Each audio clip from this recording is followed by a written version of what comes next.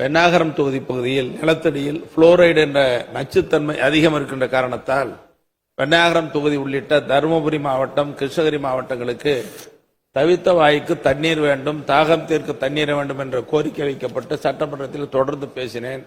அதை ஏற்றுக்கொண்ட அன்றைய முன்னாள் முதலமைச்சர் முத்தமிழறிஞர் கலைஞர் அவர்கள் தொடங்கி வைத்தார். அப்பொழுது துணை முதலமைச்சராக இருந்தவர் இன்றைய முதலமைச்சர் அவர்கள் அதற்கு உத்தரவிட்டு தொடங்கி வைத்தார்கள். அதற்கு முழுமையாக தண்ணீர் கிடைக்கவில்லை.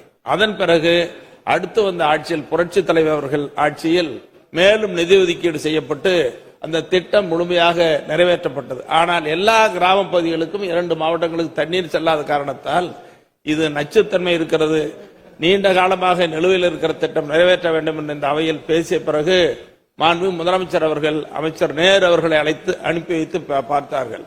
பார்வையிட்ட பிறகும் அது முடியவில்லை. முதலமைச்சர் அவர்களை நீங்களே வந்து பார்வையிட வேண்டும், அதை நிறைவேற்ற வேண்டும் என்று கோரிக்கை வைத்தேன். முதலமைச்சர் அவர்கள் நேரில் வந்து பார்வையிட்டு திட்டத்தை தயார் செய்தார்கள். ஜப்பான் நாட்டுக்கு அனுப்பி வைத்து ஜப்பான் குழு வந்து பார்வையிட்டு இப்பொழுது நிதி ஒதுக்கீடு செய்யப்பட்டு திட்டம் தொடங்குவதாக அரசாணை வெளியிடப்பட்டிருக்கிறது. இது தருமபுரி, கிருஷ்ணகிரி 2 மாவட்ட மக்கள் மத்தியில் மிகப்பெரிய வரவேற்பை பெற்றிருக்கிறது. இந்த அரசாணை பார்த்தவுடன் மக்கள் மகிழ்ச்சி அடைந்திருக்கிறார்கள். ஆகவே மாண்பு முதலமைச்சர் அவர்களும் அரசும் இந்த திட்டத்தை உடனடியாக நிறைவேற்றுவதற்கு அரசு ஆவணம் செய்யுமா என்பதை தங்கள் வாயிலாக அறிய விரும்புகிறேன். மாண்புமிகு அமைச்சர் அவர்கள். மாண்பு பேரவைத் தலைவர்களே, மாண்பு முதல்வர் அவர்கள் நேரடியாக பார்வையிட்டு ஒகேனக்கல் 2வது கூட்டுக்குடிநீர் திட்டம் அறிவித்து 8,900 கோடிக்கு அந்த திட்டத்தை உருவாக்கப்பட்டது. அது மத்திய அரசுக்கு ஒன்றிய அரசுக்கு அனுப்பப்பட்டது. அவர்களுடைய இசையை பெற்று நமது ஜப்பான் நாட்டு நிதி உதவிக்காக பெறப்பட்டு அவர்களும் அதை 6 மாதம் என்று சொல்லி ஜனவரியிலே அதனுடைய நிதியை ஜப்பான் நிதி உதவி வழங்கி விடுவார் என்று உறுதியாக சொல்லியிருக்கிறார்கள்.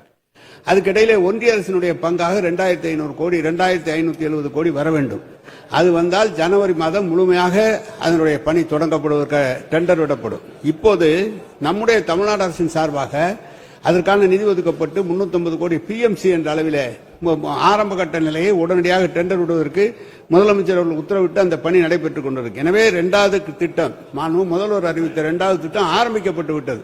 அது ஜனவரியில இறுதிப்பட்டு முழு திட்டத்துக்கும் டெண்டர் விடப்படும். இதை ஒகேனக்கல் கூட்டுக்குடிநீர் திட்டம் ஜனவரியில இறுதி முடிவு எடுக்கப்பட்டு டெண்டர் விடப்பட்டு பணிகள் தொடங்கப்படும் என்பதை தெரிவித்துக் கொள்கிறேன்.